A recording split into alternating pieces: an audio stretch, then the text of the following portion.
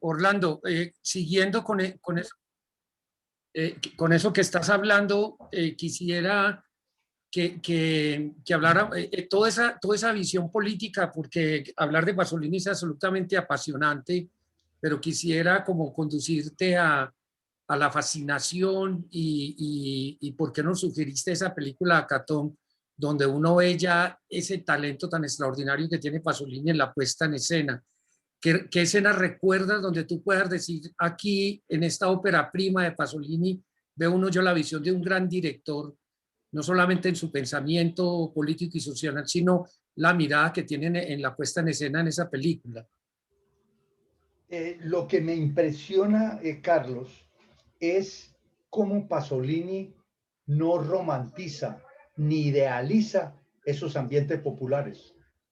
Yo nunca he hablado con Víctor de cuánto le interesa a él a Catone, pero yo cada que veo el cine de Víctor, necesariamente vuelvo a Catone, porque mientras muchas aproximaciones a esos ambientes populares se hace desde un punto de vista moral, diciendo, vea, ellos sí matan y ellos sí roban, pero es que son muy pobres, no les dieron oportunidades, no les dieron educación. Pasolini es capaz de acercarse a ese ambiente y retratarlo sin conmiseración. O sea, la escena de la muerte es Rodrigo de No Futuro. O sea, en ese ambiente eso no hay futuro y generalmente las aproximaciones son aproximaciones muy precedidas por una prédica que además se está haciendo y se ha vuelto universal, de justificar ciertos ambientes desde una postura progresista. O sea, yo voy a justificar que los pobres maten porque es que como no tuvieron educación, pobrecito, no. La mirada que tiene Pasolini en Acatón es despiadada. Y para mí esa muerte es Rodrigo D. O sea, es la muerte de muchachos que sí, no tuvieron futuro. Pero no hay ninguna mirada ni compasiva, ni explicativa, ni justificativa. Porque, es decir, este personaje de Acatone es, en el sentido real, una escoria humana. Pero esas escorias se producen, ahí están. Y hay que mirarlas y hay que practicarlas sin pretender justificarlas. Pobrecitos, fueron pobres. No te... O sea, la mirada de él era brutal. Era un director sin compasión ni con él ni con los demás, y por eso polemizaba con todos los sectores. Mira, Víctor, si puedes abrir el micrófono y le decimos a Alex que también te abra la cámara, porque sería interesante este diálogo con Orlando, porque me comentaste que también te impresionó mucho la película de Acatón. Víctor, si me estás escuchando y puedes ahí, yo creo que ya te van a abrir ahí el micrófono y la cámara para que nos comentes un poco también de la impresión tuya sobre la película. Ya está Vamos ahí a ver como si... panelista.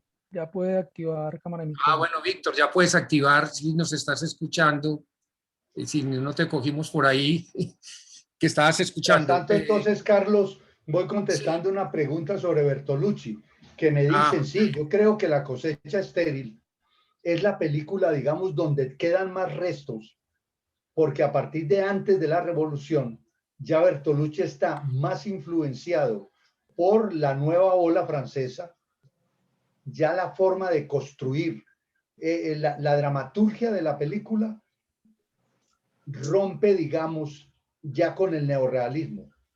O sea, ellos siempre están girando alrededor de la realidad, pero ya, digamos, la parte formal a partir de antes de la revolución es más la influencia de la nueva ola y de los directores de el neorrealismo. Hay una influencia, me parece a mí, visible de un director como Visconti. Antes de la revolución tiene una composición muy al estilo de Visconti, muy operática, muy de personaje. La forma de rimar desde el ritmo de la película es muy de ópera. Víctor, bienvenido. Muchachos, ¿bien o no? Qué gustazo Orlando, verte. extraordinaria tu exposición hoy, realmente mentalmente organiza uno todos esos momentos posteriores al neorrealismo y maravilloso, digámoslo, de esos años 50 y esa definición de ese cine neorrealista con pretensiones de análisis social. Pues un poco como más que yo, digámoslo, discretamente y humildemente he tratado también de hacer ese análisis de que las películas no solamente estén montadas sobre episodios y anécdotas, sino que estén tratando como de darle al espectador también algunos conceptos de lo social, que lo dices que es, por ejemplo, Francesco Rossi, ¿cierto? Que me parece a mí que obviamente Salvatore Giuliani es una película compleja, densa, de posibilidad de ese análisis, que es como también una vertiente del neorrealismo del cual no se había hablado acá. Entonces, que te agradezco mucho también la manera como integraste muchas cosas y muchos interrogantes que yo personalmente tenía. Y hablando de Orlando de Acatón, obviamente me acordé muchísimo de las películas que hemos hecho de Rodrigo Dey y La Vendedora, ¿cierto? Obviamente Pasolini tiene una puesta en escena, digámoslo, pues intermediada, digámoslo, por su cultura yo no sé de qué, de lo sagrado, pero el acercamiento y los planos de cada uno de esos personajes de alguna manera tiene como una ralentización y la puesta en escena está como ralentizada. O sea, muchas veces tiene una belleza, digámoslo, que se superpone a la vulgaridad y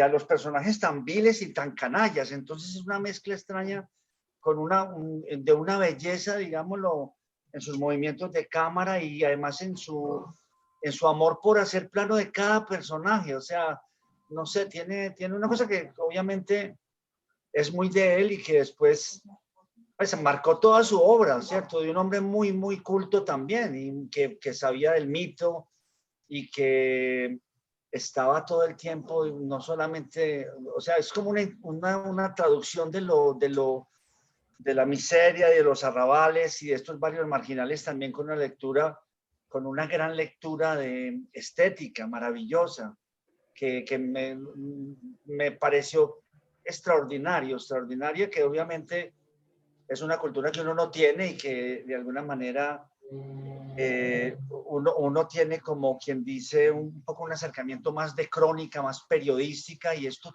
tiene otras lecturas, incluso pictóricas, ¿no te parece, Orlando? Sí, es decir, lo que tú destacas de la puesta en escena, Víctor, es lo que yo intentaba decir en el sentido de que es un poco también tu mirada, o sea, cómo hay una forma que está en el plano que no se agota en lo narrativo, sino que abre perspectiva y eso no los tienen sino los directores que pueden hacer un poco poesía con la imagen.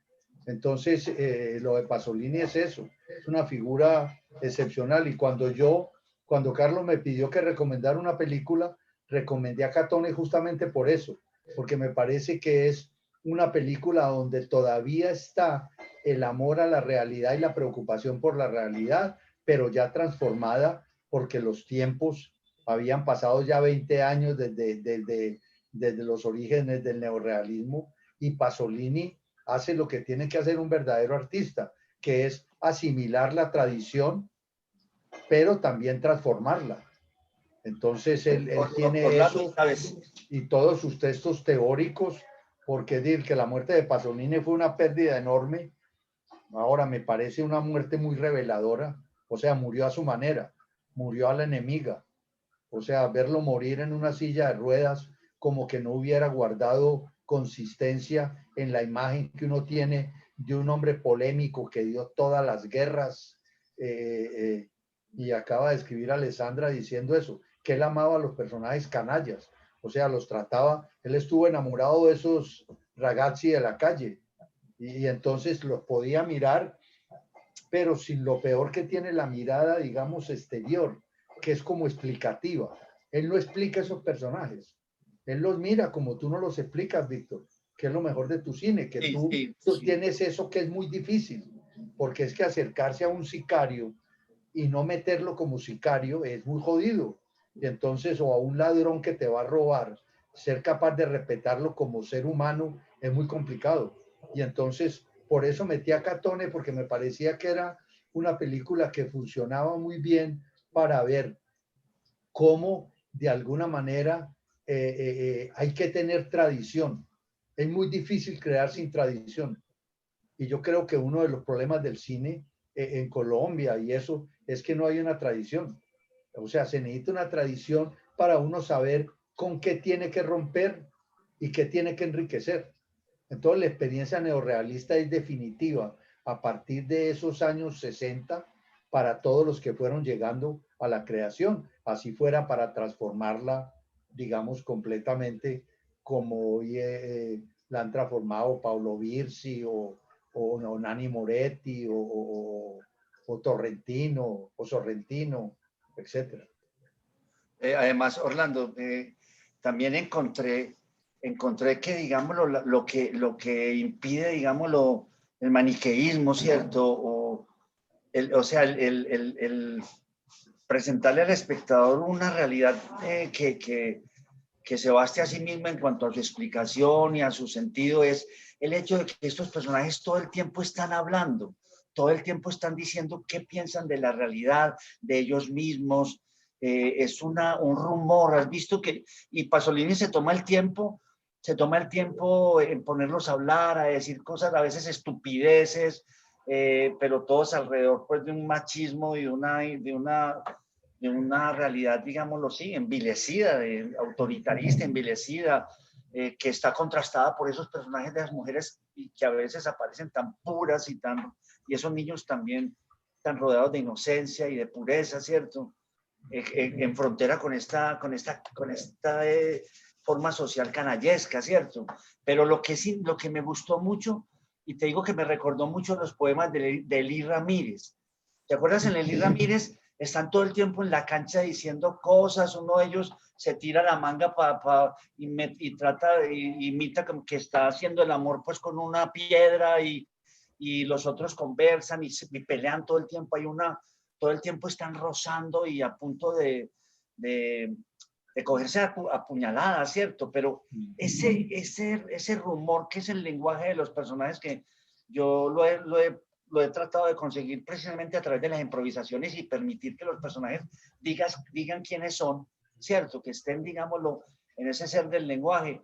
Es lo que veo yo que el Pasolini lo tenía más que nadie. O sea, es increíble como conocía a estos muchachos y como se procuró que estuvieran, digámoslo, literariamente entre comillas, o sea que ese es como en la dimensión poética, el hecho de que estos personajes todo el tiempo están hablando, estén diciendo, estén opinando.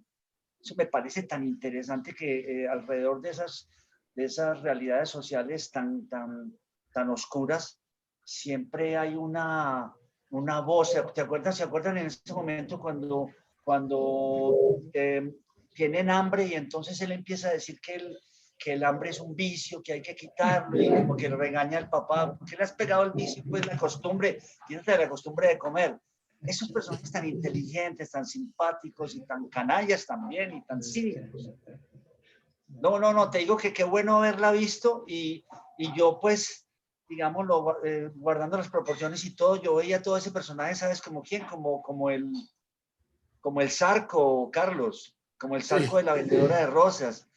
Nosotros fue que, digámoslo, pues en la vendedora de rosas eran tan corales la película que no podíamos, como hace Pasolini maravillosamente, estar todo el tiempo sobre él, ¿cierto? Pero es un personaje que sí, que uno quiere ver hasta dónde va, quiere uno ver vivir y yo creo que ese encanto que producen los canallas, ¿cierto? Los bandidos, yo siempre lo he tenido porque me ha parecido que los bandidos de alguna manera son las primeras víctimas de un desorden existencial muy profundo, ¿cierto? Y que de alguna manera se interpretan, digamos, su orfandad a través de, de tomar la vida, pues, por tomar las cosas por los cachos, ¿cierto? Tienen una cosa muy interesante los bandidos, es que de alguna manera como que parece que están montados sobre su destino, mientras que el ciudadano común y corriente a veces va como un borrego y como que va, esa pausa de la vida a veces lo lleva como una tapa sobre un torrente, pues ahí yendo para cualquier lado. El bandido a veces como que le hace a uno recordar esa ilusión de que hay gente que como que maneja su destino, pues de alguna manera. En todo caso, me pareció maravillosa o sea, cómo conocía él las barriadas, cómo las amaba, cómo amaba a esos niños. ¿Sí o no? Cómo amaba a esos niños. Yo por ahí, no sé si han visto libros de Pasolini con fotos de él, digámoslo, estando en los barrios, saludando a la gente. Y además también como otra cosa que me gustó muchísimo, Orlando y Carlos, es también lo consciente que es, y en eso sí es neorrealista como Rossellini, lo consciente, digámoslo, de las ruinas y de las calles y de las paredes así, no sé, como quien dice, dialogando la película con esas ruinas que son de alguna manera metáforas de las ruinas morales que están allí invisibles, ¿cierto? De las ruinas morales de las relaciones entre las personas. Esos planos siempre en diálogo con esas barriadas, con esas callejuelas, con esas casas, me pareció, es una película muy, muy inspiradora, extraordinariamente inspiradora. Muy bien, muy bien. Muy bien, está muy interesante esta conversación que seguramente tenemos que prolongarla en el futuro. Voy a dos preguntas que son claves y que de alguna manera también conectan. Pregunta Mercedes, Orlando, ¿qué tanto es inspirado en la realidad el hecho que las mujeres se prostituyan en Mama Roma y en Acatón por sus parejas?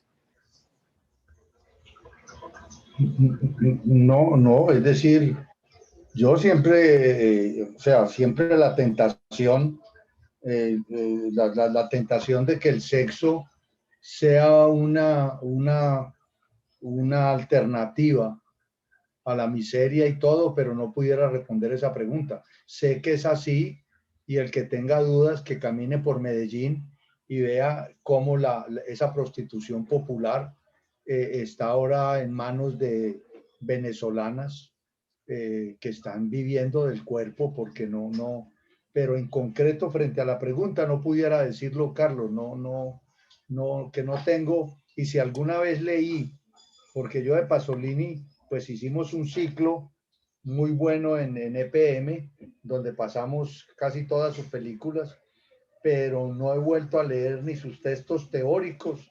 Es una figura que a mí me parece fascinante, pero no he vuelto a leer sus textos teóricos, que eran muy sugestivos, sobre la composición, sobre si el cine era una lengua o un lenguaje.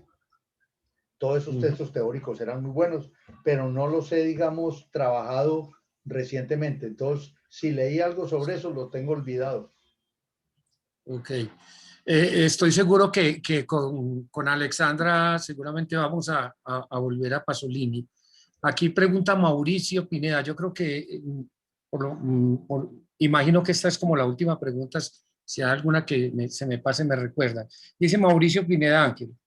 Buenas tardes, gracias por la charla, muy interesante.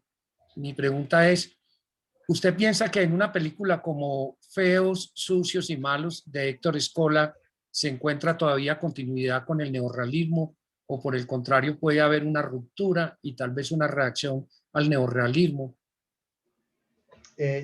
Yo no tengo, digamos, esa película tan clara. O sea, Escola es un director al que no trabajo hace mucho tiempo. Tengo 15 o 20 de sus películas, creo. Es un director muy prolífico. Me ha interesado mucho pero lo que tengo son recuerdos a saltos. Lo que sí veo es que en él hay lo que yo mencionaba ahora. Me parece que hay un cambio de tono y se vuelve una comedia mucho más oscura que esa comedia de los años 50, que tenía una frescura con estos pillos, estos timadores, estos vividores que andan siempre detrás del dinero, etcétera. Me parece que en Escola hay un cambio de registro considerable, pero debo decir que películas concretas hace rato no tengo casi muy buena parte de la obra de él y recuerdos de algunas películas, o sea, una jornada particular, la de El baile, no, mejor dicho, es que es un director enorme, que creo que se conoce ahora menos bien de lo que se debiera conocer. Luis Javier Acosta levantó la mano, no sé si es accidental o a propósito. Luis Javier, si nos estás escuchando, puedes activar tu micrófono y preguntar o comentar. Luis Javier. Sí, ya. Adelante. Bueno, vuélvelo a activar, Luis Javier. Parece que lo activaste y se volvió a desactivar. Ya.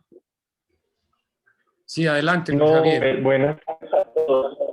Pues fue accidental realmente, pero pues aprovecho para enviarles un caluroso saludo, afectuoso, pues enormemente agradecido por todos estos cursos que nos han dado.